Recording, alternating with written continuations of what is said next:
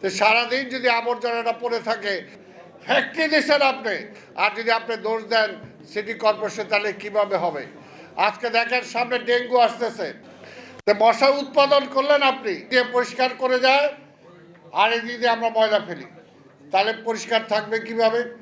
কাজে আমাদের তো সেই দায়িত্বটা পালন করতে হবে। ড্রেনগুলো বন্ধ করে না, আল্লাহ রাস্তে বিভিন্ন জায়গায় ড্রেনে আছে, ম্যানহোলের কাভার খুলে সেটার মধ্যে ল্যাব বালিশ পর্যন্ত ঢুকায় দেওয়া হয়, পলিথিনের ময়লা পর্যন্ত ঢুকায় দেওয়া হয়। এই যে বৃষ্টি আসতেছে, যদি ড্রেন বন্ধ থাকে পানি যাবে কিভাবে?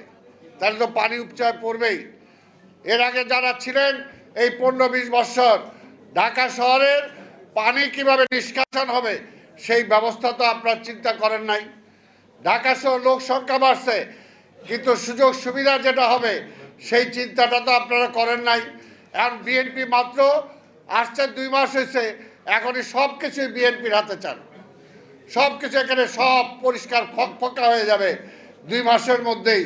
এটা যদি আশা করেন তাহলে আমাদের প্রতি অন্যায় হবে না? তা আমাদের সময় দেন, আমরা তো চেষ্টা করছি, পাশাপাশি আমরাও করি যে আমি কোথাও আবর্জনা ফেলবো না। আজকে দোকানপাট যারা আছেন সারাদিন দোকানপাট করে রাত্রেবেলা সব ফেলে যান, ভোরবেলা নিয়ে যায়, কিন্তু আবার দিনের বেলা এসে যদি আবর্জনাটা রাস্তার মাঝখানে ফেলেন, ফুটপাতের মাঝখানে ফেলেন, তাহলে সেই আবর্জনাটা তো সারাদিন থেকে যায়, কারণ সেটা তো রাত্র ছাড়া সিটি কর্পোরেশনের কর্মচারীরা পরিষ্কার করে না। আজকে দেখেন সামনে ডেঙ্গু আসতেছে, চিকনগুনি আসতেছে। এই যে 3 দিন আগে ঢাকা শহরে এটা জরিপ করার জন্য আমি প্রোগ্রাম দিয়েছি, কোথায় কোথায় ডেঙ্গু রোগের প্রাদুর্ভাব হচ্ছে। তখন আমার একটা টিম আমাদের নগর ভবনের কাছে পশু হাসপাতাল, আপনাদের কাছাকাছি, সেখানে আমাকে নিয়ে গেল। নিয়ে গিয়ে পশু হাসপাতালের ভিতরে ওইটা কোয়ার্টার আছে, কোয়ার্টারের পাশে দেখা গেল ওইখানে ওই টেলিভিশন না কিসের ককশিট পড়ে আছে, সেটার মধ্যে বৃষ্টির পানি জমে সেখানে লার্ভার সৃষ্টি হয়েছে। একটা ভাঙা পাতিল, সেখানে লার্ভার সৃষ্টি হয়েছে। এটা যদি আর 2 দিন থাকতো, এই 2 দিন এটা মশা হয়ে যেত, মশা হয়ে আইসা কামড়াইতো। আমি ওই ডাইরেক্টর আইনা বললাম যে এই যে আপনি যে মশার ফ্যাক্টরি এনে জানাইছেন, 2 দিন পরে তো মশা হয়ে আপনার কামড়াইতো, কামড়াইলে ডেঙ্গু হইতো। তখন বলতেন সিটি কর্পোরেশন তো মশা মারে নাই। তো মশা উৎপাদন করলেন আপনি, ফ্যাক্টরি দিচ্ছেন আপনি, আর দোষ দিলে সিটি কর্পোরেশনের, এটা তো হইতে পারে না। তা আপনি ফ্যাক্টরিটা বন্ধ করেন। তো কাজে জনগণকে সচেতন হতে হবে। সামনে ডেঙ্গু আসতেছে, এখন থেকেই আমার ঘরবাড়ি পরিষ্কার রাখতে হবে, আমার নিজস্ব ড্রেনগুলো পরিষ্কার রাখতে হবে। ফ্রিজের নিচে যে পানি জমে, এখান থেকেও ডেঙ্গু হতে পারে। আপনার যে ফুল গাছের টব, সেটা যদি পানি থাকে সেখানেও ডেঙ্গু হতে পারে। তো কাজে এগুলো সব পরিষ্কার রাখার দায়িত্ব আমাদের, ঢাকা শহর পরিষ্কার রাখার দায়িত্ব আমাদের। সারা পৃথিবীতে জরিপ করে দেখা যায় ঢাকা শহর হলো মানে দুর্গন্ধময়, যদি পরিবেশ নষ্টর দিক দিয়ে নাম্বার 1-এ থাকে। তো সেই নাম্বার 1-এর জন্য কি আমি দায়ী? আমরা সবাই দায়ী। যদি আমরা সবাই চেষ্টা করি তাহলে নাম্বার 1 হবে না, নাম্বার 1 পরিষ্কার পরিচ্ছন্নতার দিক দিয়ে হবে। সেই কারণে আমি বলি যে জনগণ আর সিটি কর্পোরেশন যৌথভাবে যদি আমরা চেষ্টা করি তাহলে সেটা সম্ভব। খাল আমরা পরিষ্কার করি, 1 সপ্তাহ থাকে না, আবার 1 সপ্তাহ পরে সেটা পলিথিন আবর্জনা দিয়ে ভরে দেন, আবার সেটা ছবি পত্রিকায় দিয়ে দেন যে ঢাকায় যে সব গান্দা মোড়া হয়ে গেছে। তো এটা বললো কারা? কারা বললো? তাদেরকেও বলেন, তাদেরকেও সচেতন করেন। সেই কারণে বললাম যে আজকে যেহেতু আপনাদের সুযোগ পেয়েছি, প্রশাসক হিসাবে এই কথাগুলো আমি আপনাদের সামনে বললাম। আজকে সাংবাদিকরাও আমাদেরকে সহযোগিতা করছেন, কোথায় কী আছে সেগুলো দেখিয়ে দিয়ে সেগুলোকে সমাধান করার জন্য। তো যাই হোক, আমি বক্তব্য ছিল একটা, চলে আসতাম অন্যটায়। তা আমি সেদিকে না যে আজকে আবার সেটা বলবো, নাসিরউদ্দিন পিন্টু মতো নেতা কর্মী সব সময় জন্মায় না, সব সময় জন্মায় না, হাজারো লাখো কোটির মধ্যে একজন জন্মায়। নাসিরউদ্দিন পিন্টু ছিল এমন একজন।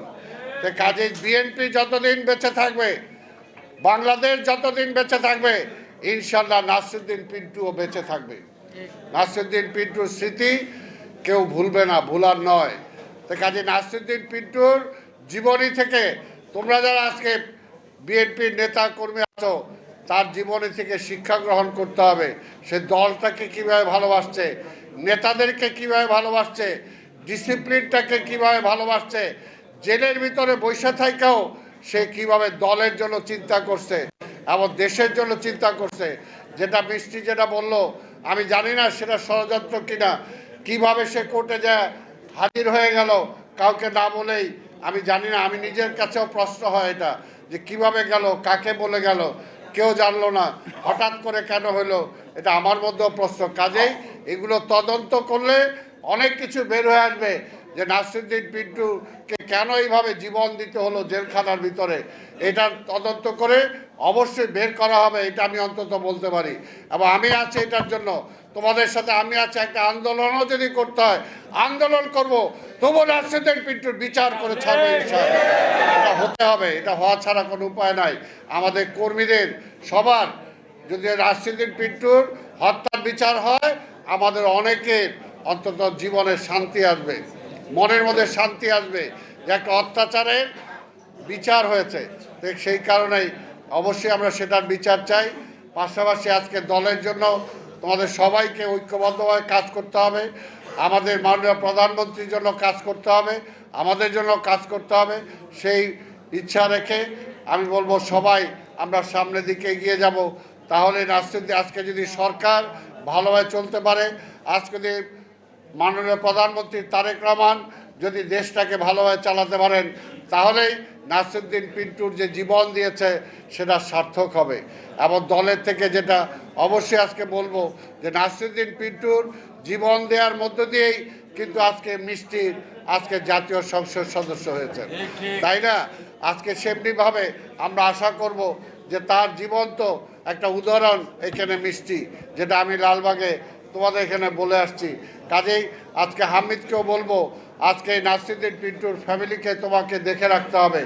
আজকে নাসিরউদ্দিন পিন্টুর সাথে যে সমস্ত কর্মীরা ছিল, আজকে তাদেরকে তোমাকে দেখে রাখতে হবে, যাতে তাদের কোনো অসুবিধা না হয়। তাদের দায়িত্ব নাসিরউদ্দিন পিন্টু যেভাবে পালন করত, আমি মনে করি হামিদুর রহমান হামিদও একইভাবে সেই দায়িত্বটা পালন করবে, সে পিছপা হবে না। এইটুকু বিশ্বাস আমার আছে। এইটুকু বিশ্বাস রেখে আবার আপনাদের সবাইকে ধন্যবাদ জানিয়ে আজকের এই প্রোগ্রাম অর্গানাইজ করার জন্য, আমাকে দাওয়াত দেওয়ার জন্য, এখানে কিছু কথা বলার সুযোগ করে দেওয়ার জন্য আমি আপনাদের সবাইকে ধন্যবাদ দিয়ে আমার বক্তব্য শেষ করছি। খোদা হাফেজ। বাংলাদেশ জিন্দাবাদ। নাসিরউদ্দিন পিন্টু অমর হোক।